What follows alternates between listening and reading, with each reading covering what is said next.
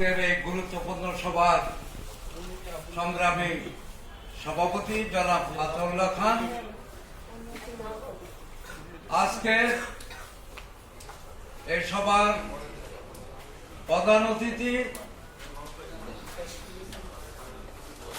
সাবেক প্রধান বিচারপতি মাননীয় জাস্টিস মোহাম্মদ আব্দুর রউফ সাহেব এবং অধ্যাপক কলিমুল্লাহ সাহেব। টক শোতে উনি বিশেষভাবে পরিচিত এবং মঞ্চে উপবিষ্ট গণ আজাদী লীগের নেতৃবৃন্দ এবং বিভিন্ন রাজনৈতিক দলের নেতৃবৃন্দ, সামনে উপস্থিত আমার ভাই ও বোনেরা এবং সাংবাদিক বন্ধুরা, আপনারা আমার ব্যক্তিগত তরফ থেকে আপনাদের সবাইকে আমি সালাম জানাচ্ছি। জাতির এক ক্রান্তিকালে মৌলানা আব্দুল রশিদ তারকবাগিশের উনি আজকে বেঁচে থাকলে 124 বছর পূর্ণ করতেন। আমরা ওনার জন্মবার্ষিকী পালন করছি, কিন্তু খুবই দুঃখের সাথে বলছি যে আওয়ামী লীগের উনি সভাপতি ছিলেন, ওনার সেক্রেটারি ছিলেন শেখ মুজিবুর রহমান।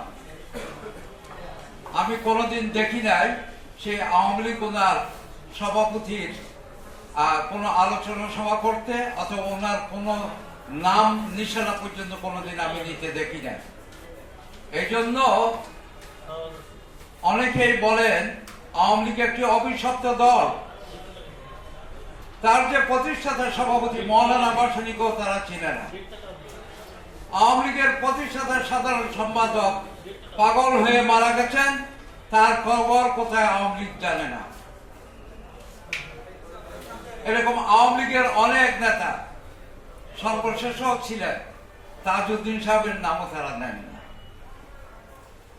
সে আওয়ামী লীগ ক্ষমতার মদমত্ততায় পাগল হয়ে দেশটাকে দখল করে ফেলেছিল নিজের ব্যক্তিগত সম্পত্তি হিসাবে।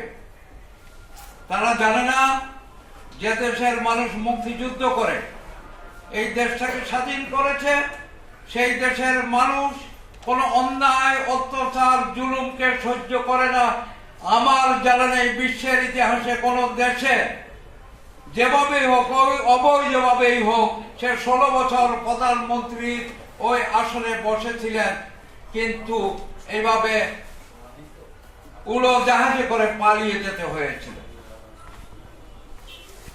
আচ্ছা, আমি শেষ করে দিচ্ছি।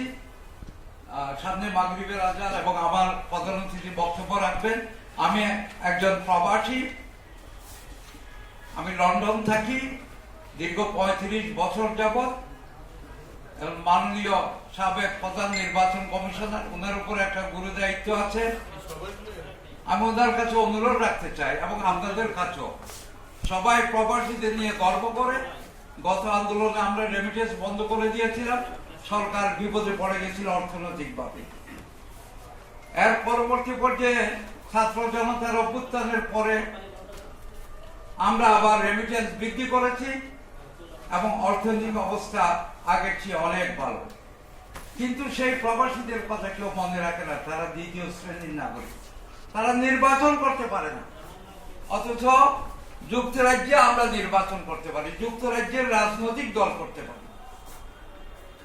আপনারা একটু প্রশ্ন করবেন তাদেরকে, তারা এই দেশের নাগরিক, এই দেশের পাসপোর্ট বহন করে। এই দেশের টাকা না, তাদের টাকা না হলে এই দেশ চলতে পারে না, কিন্তু তারা নির্বাচনে অংশগ্রহণ করতে পারবে না কেন?